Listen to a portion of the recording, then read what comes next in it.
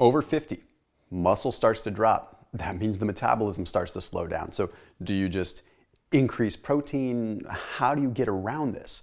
We have to look at the research because it's not quite that simple. And we have to remember, sarcopenia, although a very daunting sounding term that probably only sounds like it's for the elderly, is really something that applies even after age 40. So let's break it down.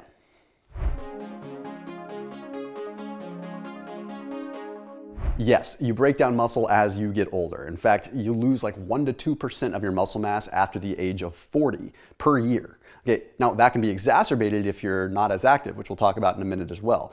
But really, what sarcopenia is very, very simple. It is an imbalance between the receiving of a growth signal to actually like grow and build a muscle and a tear down signal to break down a muscle. Okay, we always have these balances. We're always trying to send a signal to build muscle, while other forces are sending a signal to tear down muscle. Well, as we get older, the forces that send a signal to tear down muscle end up getting larger, and our signals to actually build muscle get smaller.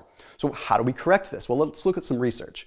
First, we have to understand what's happening. Okay, there is a reduction in what are called satellite cells. Satellite cells are the muscle cells that kind of hover above the existing sarcoplasmic reticulum. They hover above the existing muscle cells, okay? And when we break down a muscle, like in the gym or anything like that, we tear a muscle. Well, then a satellite cell comes in and it fuses to that muscle and it allows it to rebuild. It repairs that fiber. Okay, so if we have a reduction in satellite cells, we have a reduction in what can fuse to a muscle fiber to allow it to respond to exercise and grow. So no matter how much protein we hypothetically consume in that situation, if we don't have the satellite cells, what the heck is going to actually happen? There's also just a flat out decrease in muscle protein synthesis in terms of the degradation rate. Okay, there's an increased degradation rate. So it's not necessarily that we're not able to synthesize as much protein. There's a net decrease in how much we can actually synthesize only because the rate of degradation has increased and it's hard to keep up with that. Additionally, there's a 35% slower myosin heavy chain. That's involved with actually creating ATP so that we can slide the actin and myosin over each other to have contractile force. So a slower ATP generation means less actual contractile force of your muscle, meaning less ability to stimulate, meaning less potential ability to rebuild with muscle protein synthesis.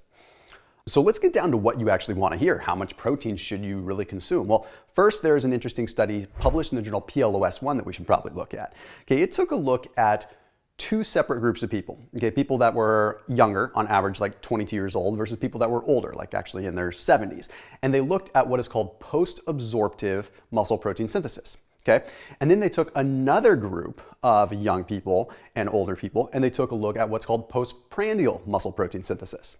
What they found is that the post-absorptive muscle protein synthesis was not different between the two groups. What does that mean? That means once protein was actually absorbed, muscle protein synthesis was the same between older people and younger people. Meaning, once the protein actually gets to where it's going, in a healthy muscle, it was the same between young and old. But what was interesting was there was a 16% lower muscle protein synthesis rate postprandial with older people. What that means is that older people didn't get as much protein synthesis after eating a meal as younger people did. So what that means is at the cellular level, muscle protein synthesis doesn't change, but somewhat at the digestive level and what we get out of our food definitely changes as we get older. They also found that muscle protein synthesis was 3 times more responsive in younger people than older people with their food, meaning their bodies would just suck it up a lot easier than older people would. So what do we have going on here? Well, this is similar to metabolic inflexibility, which I talk about on my channel a lot. Like metabolic inflexibility is where your body generally in the world of glucose doesn't know how to process glucose very well. So it becomes so inefficient at it that like your blood sugar goes high and you're not able to. Well, this potentially is happening with protein as well. We're consuming protein, but we're not consuming enough, so our muscle cells aren't really getting good at using it anymore. And as our protein synthesis decreases as we get older, well, we need more protein to keep that flexibility going. So yeah, you do need to consistently be eating more protein, but again, how much? What does that look like? So first and foremost, 15 to 38% of men and up to 41% of women don't get enough protein to begin with when they're over the age of 50. Okay, that's as deemed by the FDA like standards, like what we say is the recommended daily allowance. That is not exactly like what we want to be using as our ideal anyway. And if we're not meeting that in general, then we know we have some issues. If you're looking at people that exercise and people that are actually conscious of their protein intake, well, okay, well then it's a different story. But let's take a look at the research, because there's a study that was published in the journal Gerontology that took a look at protein ingestion and a little bit more about this. They found that older men plateau after ingestion of about 0.4 grams of protein per kilogram of body weight. What that means is after 0.4 grams per kilogram of body weight, they reach this point where they're not really going to utilize much more than that at that given meal. Whereas younger people plateau at like 0.24 grams per kilogram of body weight. Well, that tells us that younger people need less to be able to actually get by, whereas older people need more to get the job done.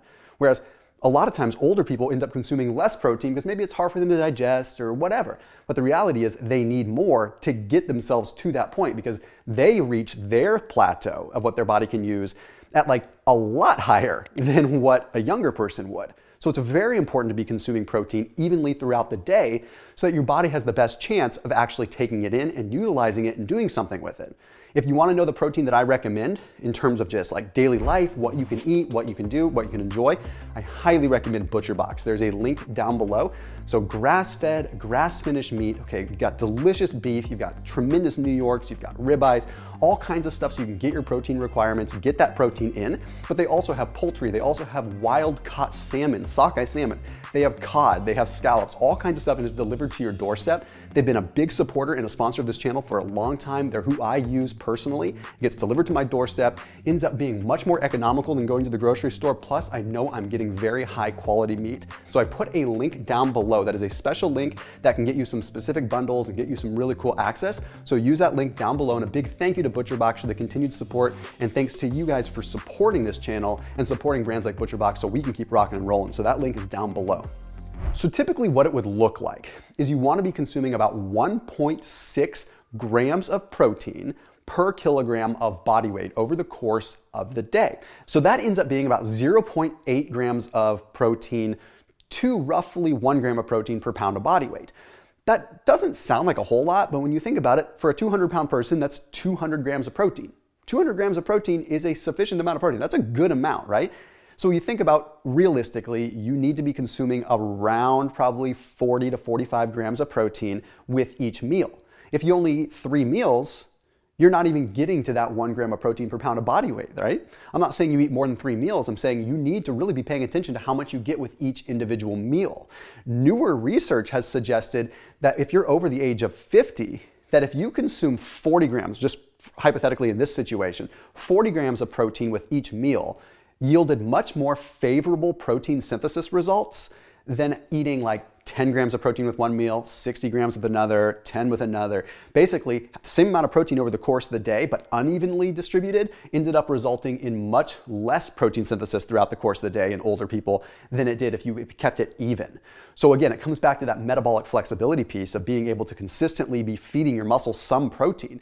And if you're fasting, yeah, just make sure that you're having your protein evenly allocated during your eating window. There's kind of an interesting real-world study that was done in the American Journal of Physiology, Endocrinology, and Metabolism. It took a look at 50 middle-aged people and it divided them into a moderate protein group and a higher protein group. The moderate protein group was like 1.2 grams of protein per kilogram, and the higher protein group was 1.6 grams of protein per kilogram of body weight.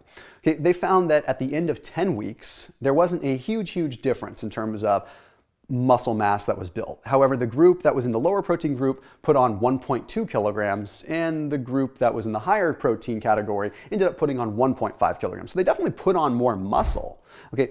But it was pretty similar, showing that like there is a line of diminishing return after a certain point. But what we have to remember is that exercise plays such a tremendous role. Remember, once the protein is in the system and actually doing its job, muscle protein synthesis is pretty much the same when you're older than it was when you're younger. So you have to work on ways to be able to improve the ingestibility and the absorption of that protein. That's why exercise plays such a big role, because when you resistance train, even at a light intensity, you are allowing and improving that insulin sensitivity for that protein to get into the muscle. If you can get to that point, your muscle protein synthesis is very similar to someone that was younger.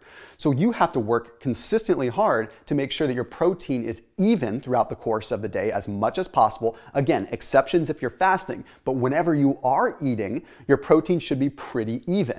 I even suggest that for the end of intermittent fasting that you have, 30, 40 grams of protein, and then 60 minutes later have another larger meal, but also with sufficient amounts of protein. Protein always needs to be the focus. And each decade that you get older, from like 40, 50, 60, you should probably be increasing the amount of protein you consume by another quarter to half a gram of protein per pound of body weight. You just need to increase it. You might be wondering, is this hard on my kidneys? Is this hard on the body? Not really if you're hydrated and you're getting enough of the fiber and things that you should be getting in. I think nothing is going to be more detrimental and damaging to your body than breaking down muscle. I think you should prioritize some protein intake so that your muscle stays sufficient so that you can continue to live your best possible life. So the long and the short of it is, muscle protein synthesis doesn't seem to change. The postprandial muscle protein synthesis does. So you do need more protein because you need more protein to actually get into the muscle, period. But once it's there, it's your job to take care of your body and create a stimulus so that that protein can do its job to the ultimate best. That's why you see those guys that are sometimes 65, 70 years old that really consistently do weight train and get enough protein, and they look as good as they did when they were 45 or 50. You can do it too. You just have to keep your blood level stable when it comes down to muscle protein synthesis. I will see you tomorrow.